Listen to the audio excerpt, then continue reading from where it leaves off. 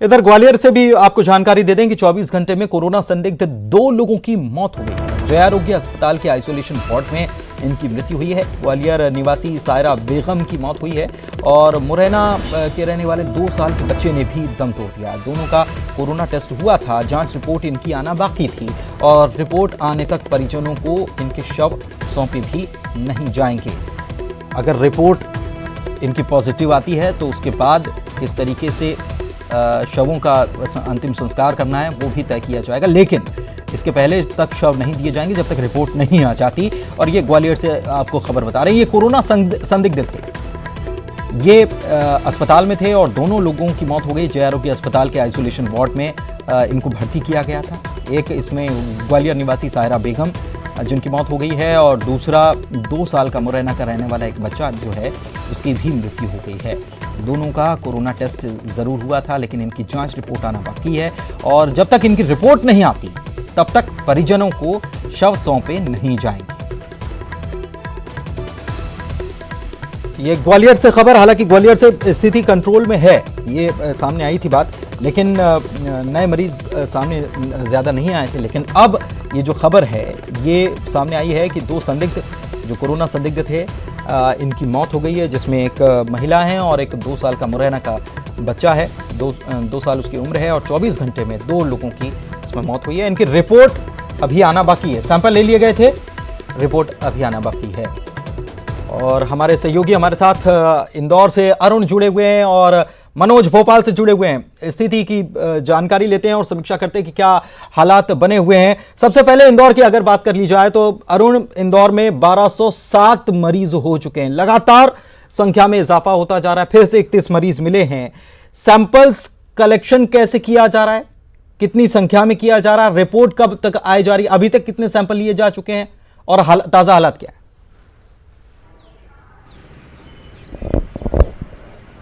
देखिए 298 सैंपलों की कल जांच की गई थी, जिसमें से 31 पॉजिटिव आए हैं, बाकी सैंपल्स हैं वो नेगेटिव आए हैं। तो 1207 अभी तक मरीज पॉजिटिव आ चुके हैं। लेकिन सबसे बड़ी बात जो खुशखबरी है वो ये है कि प्लाज्मा थेरेपी से इंदौर में इलाज शुरू हो गया है। अरविंदो अस्पताल में 2 मुस्लिम डॉक्टरों ने अपना प्लाज्मा दान किया है, जो 3 लोगों को चढ़ाया गया है। 3 से 5 दिन तक उनका ऑब्जर्वेशन का पीरियड है। अगर वो मरीज ठीक हो जाएंगे तो एक बड़ी कामयाबी है इंदौर के लिए कि प्लाज्मा थेरेपी से अब यहाँ पर इलाज किया जाएगा। तो अरविंदो अस्पताल ने इसकी शुरुआत कर दी है और अब 2 से 3 दिन में पता लग जाएगा। अगर उनके मरीजों में सुधार होगा तो फिर प्लाज्मा थेरेपी काफ़ी कारगर यहाँ पर मानी जाएगी। साथ ही अगर मौतों की बात की जाए तो 60 लोगों की यहाँ पर मौत हो गई और ऐसा माना जा रहा है कि जिस तरह यहाँ मौतों का आंकड़ा बढ़ रहा है उसमें वुहान जैसा वायरस की आशंका जताई जा रही है। जो एल स्ट्रेन वायरस है, सबसे खतरनाक माना जाता है, उसकी आशंका जताई जा रही है, जिसकी वजह से इंदौर में इतनी ज़्यादा मौतें हो रही हैं। क्योंकि भोपाल में सिर्फ 10 मौतें हुई हैं, यहाँ पर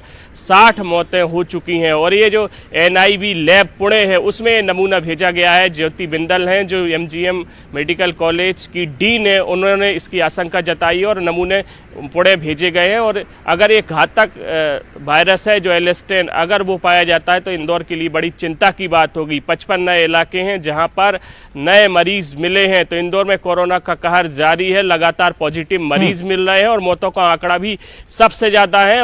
रिकवरी का रेट है वो बहुत कम है इंदौर में। तो ऐसे में इंदौर के हालात अभी चिंताजनक बने हुए हैं। हालांकि कलेक्टर मनीष सिंह ने कहा है कि अभी तक जो लोग आलू प्याज खा रहे थे, अब सब्जियां भी उनके घर घर पहुंचाई जाएंगी और 4-5 दिनों में सब्जियों की सप्लाई शुरू कर दी जाएगी। इंदौर के लोग शायद इस बात को लेकर चिंतित थे, इसलिए अब शायद सब्जियां घर घर तक पहुंचाई जाएंगी, ये बात कलेक्टर ने भी कह दी है। भोपाल का हाल जान लेते हैं मनोज से। मनोज, भोपाल की स्थिति क्या है? मरीजों की संख्या तो यहां पर भी बढ़ रही है, हालांकि मरीज रिकवर भी हो रहे हैं, लेकिन सरकार की तरफ से और क्या इंतजाम किए जा रहे हैं? सबसे जरूरी ये है कि टेस्ट की संख्या बढ़ाई जाए, कैसे सरकार इस पर विचार कर रही है?